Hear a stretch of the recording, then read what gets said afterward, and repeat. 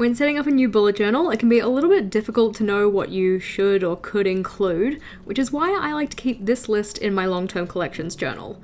This one, as the title suggests, is things to include when setting up a new bujo. And I do have a free printable of this list in the description box below, but what I thought we could do today is have a look at the ideas on here.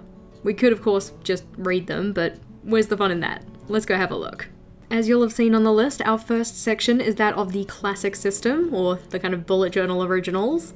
And our first idea for this section is a key, or effectively a page to write out what all of your different signifiers mean.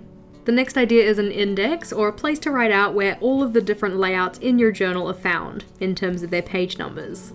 Another idea from the original system is that of the future log, or a place to write down events that are coming up in the future.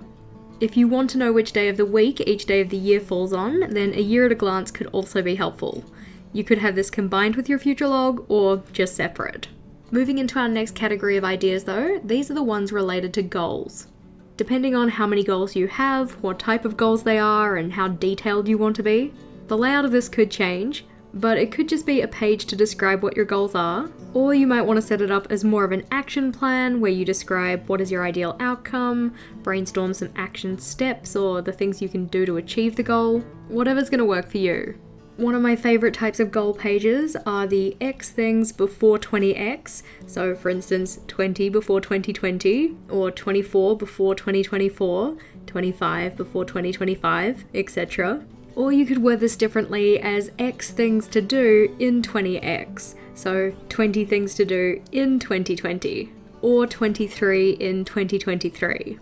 A layout that is similar to this one is that of 23 23s in 2023, or 23 things you want to do 23 times in the year of 2023, or for whichever year you're looking at. Another favourite goal-related layout of mine is the 101 things list, or 101 things to do in the year, making sure that they're mostly small things. Another goal-related layout is that of the level 10 life, so taking the different categories of your life and giving them a rating out of 10, with 10 being the best and 1 being the worst. Another fun one is that of the word of the year, or one word that you've picked or kind of set as a theme for your year ahead. On a layout like that, you could outline what the word is, write down its definition, and describe why you picked it. Our next category of ideas are those related to trackers. Technically speaking, you can put any kind of trackers that you want at the start of your new bullet journal setup, though typically I like to make mine last the lifetime of the journal, and you do need to remember to turn back to them to actually fill them in. A common tracker type is that of a year in pixels, which most people use for their moods, but you can use this for a range of different things. Effectively, you just have a little grid space box to represent each day of the year that you fill in with a coloured dot or colour it in to represent something. Another thing you might want to track is the different types of media you're consuming, so a media consumed page might be for you.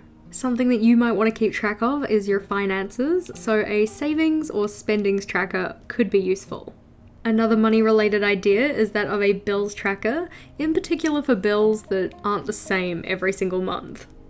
Another idea, which in the day and age of online shopping could be quite useful, is that of either a package tracker or a waiting on list. So a place to write down when did you order it, where's it from, what is it, and when does it arrive. If, like me, you're not very good at remembering to do your household tasks, then possibly a cleaning tracker, or as I've called it, a yearly routine builder, may be useful. Another thing that you might want to track in your journal could be statistics, and of course this example is for social media, but you can track anything, whether it be weight loss, the amount of reading or watching that you've done, what distance you've walked, etc. Our next category of ideas is that related to routines.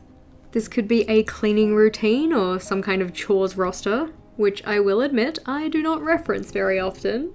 It could be an ideal day or weekly routine that you have in different life areas, or you might want to have a page dedicated to your planning routine. Moving on to our next category though, these are the ones that are just for fun. What you might want to do is start your new bullet journal setup with some kind of quote or cover page. Or you could of course have these throughout the pages of your setup. Many notebooks come with a space in the front to write out your name, or the nameplate page, and you could make this one quite decorative or keep it fairly minimal.